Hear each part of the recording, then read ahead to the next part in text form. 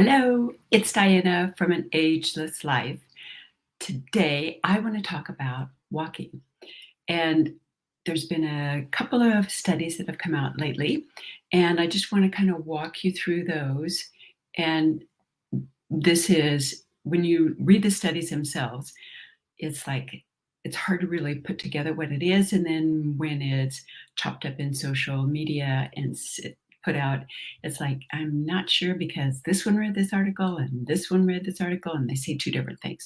So that's what I'm here for. So you don't have to have, graduate level course in how to read or understand what it is that these things are going on.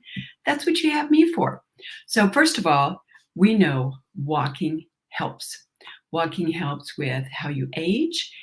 It helps with weight loss. It helps with sleeping, all of those various areas. There are lots of studies that support this.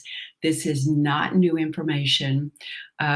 Many of us know that they talk about sitting as the new smoking. In other words, that if you sit for too many hours, then it actually impacts how long you're going to live. It impacts your health status as far as heart disease, stroke, how much you eat, achiness in the body, all those kinds of things. And my assistant, D'Artagnan, has decided to join me today. So knowing all of those things and that we don't want to sit, walking is a great alternative to be able to start to get your body moving and to feel better and have a whole bunch of health benefits, which also include, by the way, anti-aging aspects, which, I mean, we all want to look and feel younger, right? So today I'm going to talk about what you need to do with walking, how long you need to walk, what equipment you need, where it is that you want to walk, because all of those are various components in it. And I would say to start with, the best thing is to just start walking. Everything that I read says, well, you get the most benefit if you do this, or if you do that. But you know what? It doesn't make any difference. If you don't start walking or start moving your body, it doesn't matter. So starting out with walking. So great. Okay. That's a good idea. But when do I walk and where do I walk and how do I work it in? So I was reading about this challenge study that was put out that people in this company, because the employer wanted to make sure that the people were healthier, put out a 100-day challenge. And that was to add something to or take something away from their daily routine.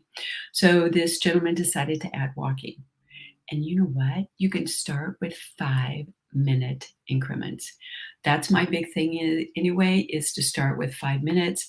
And then the more you do it, the more comfortable you get with it, the better it feels. So how do you implement this and start it in a 5-minute series? Pretty simple. When you go to the grocery store or when you're going into any store at all, you park at the farthest side of the parking lot. So that way you have to walk into the store and you have to walk back out of the store. And that adds a few steps. And doing that as a habit pattern starts to really let your body move more, but also you're starting to feel better. Maybe just a little bit. Maybe it's not enough that you really notice it, but your body does. And that, as you start doing it more, you start listening to what your body says and said, we like this.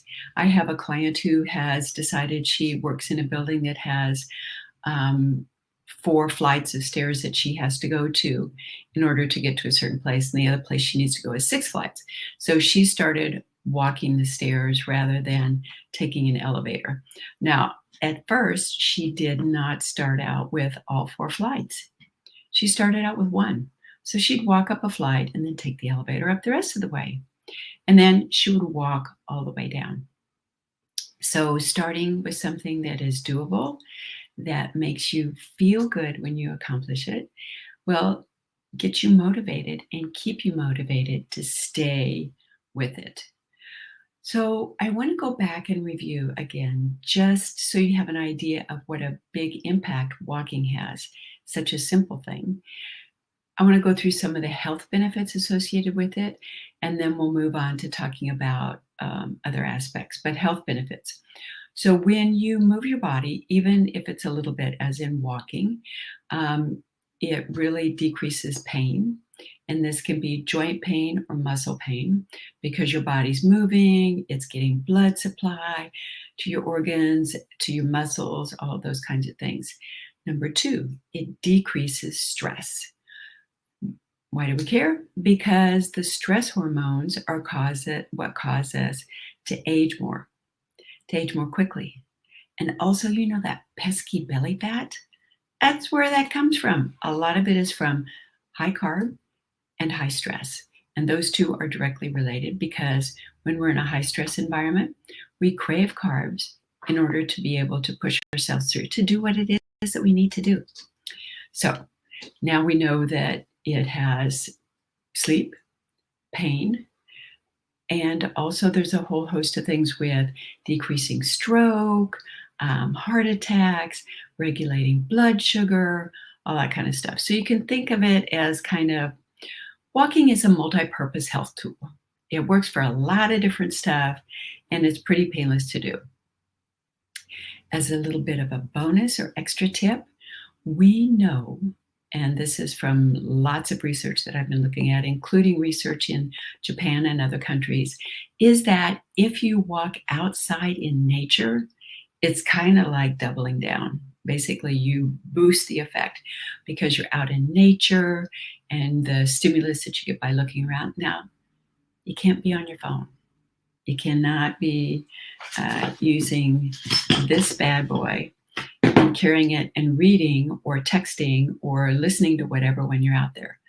No, you need to be present. You need to be looking at nature and what's going on. I walk my cats. I walk my cats twice a day. They don't walk together. You've heard the saying, herding cats. That's exactly what happens with these two. Boom, different directions. And then I'm chasing one cat or the other because I've gotten out of their harness, but that's beside the point. So being out in nature and looking at the trees and the grass and the sun and all of those things has a big impact on our bodies. Again, it lowers all of that stress stuff.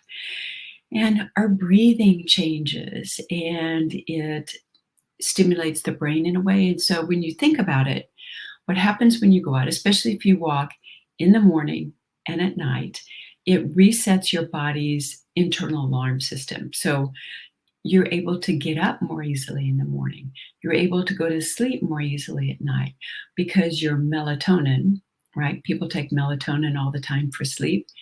This is a natural way to get it. Out walking and exposed to sunlight. It's great. Again, another thing that you're kind of doing one thing, but it has multiple impacts as far as that's concerned. Some people find that walking they like to do it with a pet. So whenever I'm walking my cats and they like to stop and sniff, they almost are dog-like in that respect, and they follow the trail and then they'll stop. I'll stand on one leg and just look around, and that I'm working my balance at the same time that I'm getting my walking in. So that's really important. Walking on asphalt versus walking in grass or on dirt or on a trail. Some people find that they walk long distances on cement or other kinds of things. They can, excuse me, I got the hiccups. It can be a little bit jarring on some of the joints, but an easy way to take care of that is to have the right shoes. So that's one way. And the other way is just to find a walking path that you like, especially one that's close to your house or that's really pretty, or, maybe you just walk around the block. Whatever it is, just start walking. Now, what equipment do you need? Not really anything aside from a pair of shoes that are comfortable to walk in. That's about it. I do recommend that if you walk a lot and walk long distances, that you change your shoes out every 6 months to a year. But that depends a lot on you. And all you have to do is take the shoe off, look at it and say, is it worn a little bit on one side more than the other? Or when you put them on, does my body feel like it needs to kind of readjust? I have shoes that I use just for walking. I have them by the front door. They're set, ready to go. They're there all the time, and it makes it really easy for me to just slip them on and go for my walk. But sometimes doing a walk is challenging, especially I'm in Minnesota. In the wintertime, it gets to maybe 20, 30 below. Sometimes that's without wind chill, sometimes it's with wind chill. It might be ice or snow. So finding other places that you can go to walk. Many of the malls or sometimes other large facilities have walking areas that they'll let you use at no charge. And I know there are auditoriums at places like that will offer areas that you can walk around as far as that's concerned as well. So really being able to find a place, but start now. The weather is great. It's perfect. Getting in that habit. And again, our goal is to walk every day. That if we make it great, if we make it 5 out of 7, that's good too. You're starting, and that's what's important. I'm trying to think if there's anything else on my list.